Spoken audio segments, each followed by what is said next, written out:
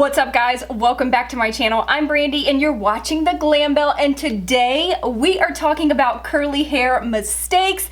At least we're going to be talking about the curly hair mistakes that I have personally made and that I most commonly see with people that are just getting started on their curly hair journey, or maybe you have been on your journey for a while and you just may not know some of these things. Before we get started, I want to hear from you guys in the comments. What is the top curly hair mistake that you made when starting your curly hair journey? Leave them in the comments below. If you're not already subscribed to my channel, please make sure to go ahead and hit that subscribe button down there. Make sure to hit the bell so that you're notified when I upload videos. And without further ado, let's go ahead and talk about the top curly hair mistakes. Getting started with one of the most common curly hair mistakes, and that is brushing your hair. I know before I started my healthy curly hair journey, I always brushed my hair. I didn't know any other way. I didn't know that you're supposed to have conditioner on your hair before you start combing it through and using a wide tooth comb and all these things. I didn't know any of that. What I would do is before I got in the shower,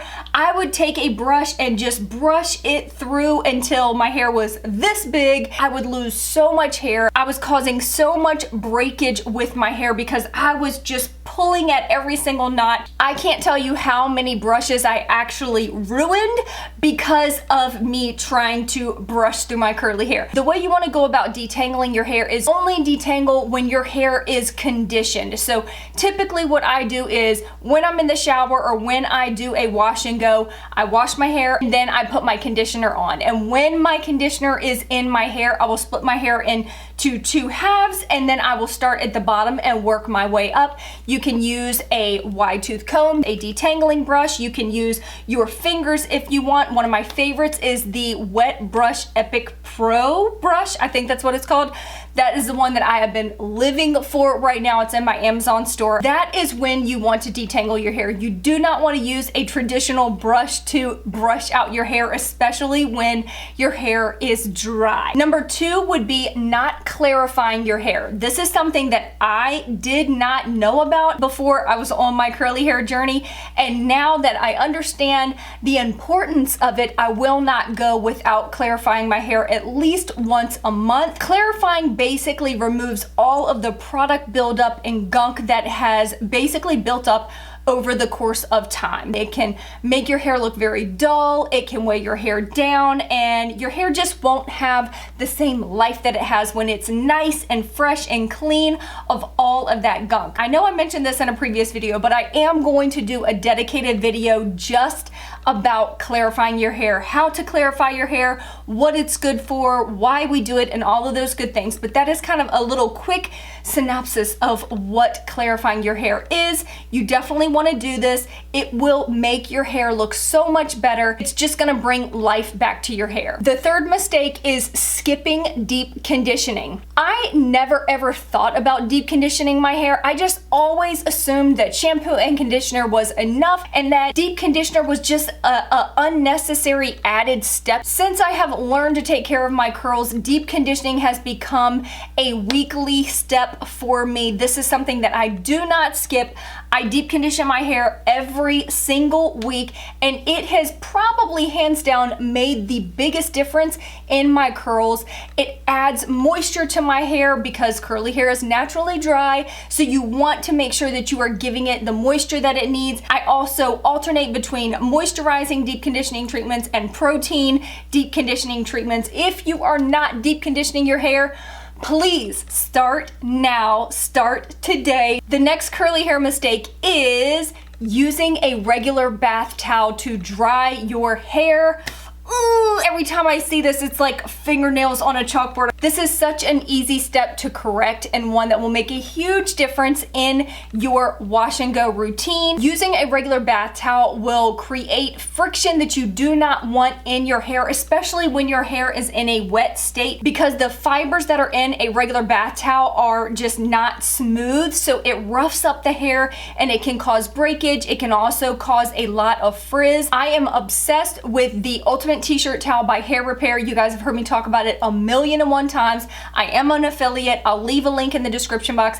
It is the only hair towel that I use, but you can also use a regular cotton t-shirt and get the same exact effect. Using a t-shirt towel or a regular t-shirt is going to soak up the excess moisture in your hair, soak up any extra product, but it's going to leave your curls nice and frizz-free. It's not going to cause that friction. It's not going to cause any breakage. I love plopping with my t-shirt towel. There's so many different things that you can use it for, but it is incredible. So highly recommend just use the bath towel for your body and use a t-shirt for your hair. The next mistake is not using the right amount of product and not distributing it correctly through the hair. That's kind of 2 in 1. What I see often is that people are not using enough product. They're only using a tiny bit of product, and then they're just kind of like putting it on the outskirts of their hair. They're not really getting in there and getting it distributed in their hair like they need to. If you do not have enough product in your hair, the areas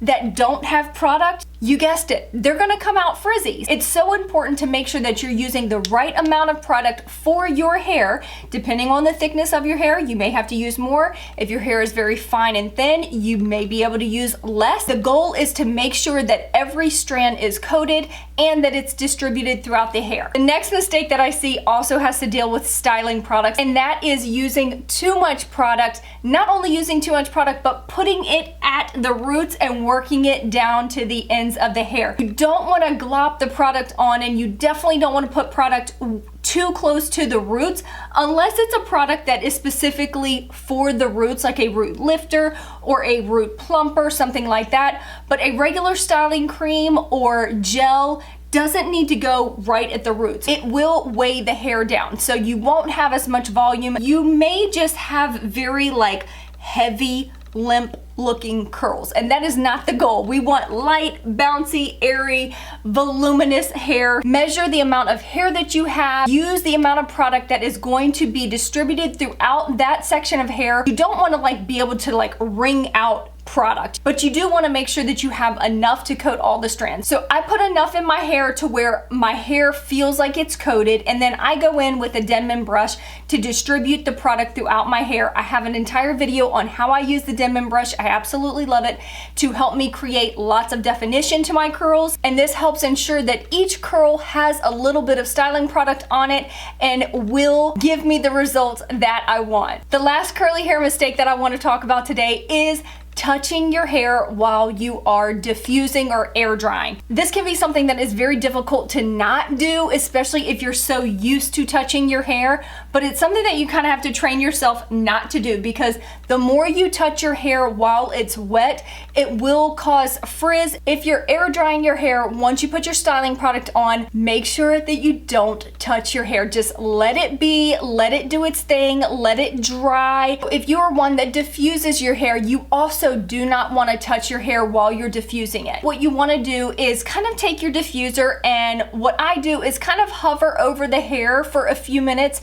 until it starts to kind of form a little bit of a cast. Then you can start really going in with the diffuser and lifting your hair and really getting in there to dry the hair. I do not touch my hair at all through the diffusing process. I will kind of put my hands in at the end just to check and see if any of the roots are still wet, and if it is, then I will continue to go in and diffuse at the roots, just making sure that everything is 100% dry. I wait until my hair is absolutely completely dry before I go in and shake out my roots or do any type of scrunching or anything like that. If you start to touch your hair while you're diffusing, it again will start to cause frizz, and it's not going to give you the absolute best results that you can get. That is my top curly hair mistakes. I know there's other mistakes. Listen, I had to learn a lot when I started my curly hair journey, but I would love to hear from you what mistakes you made when you started your journey. Make sure to leave them in the comments. I love you guys. I hope you really enjoyed this, and maybe you learned something new, something that you can implement into your routine so that you can get better wash and goes. I love you guys so much, and I will see you in my next video. Peace out.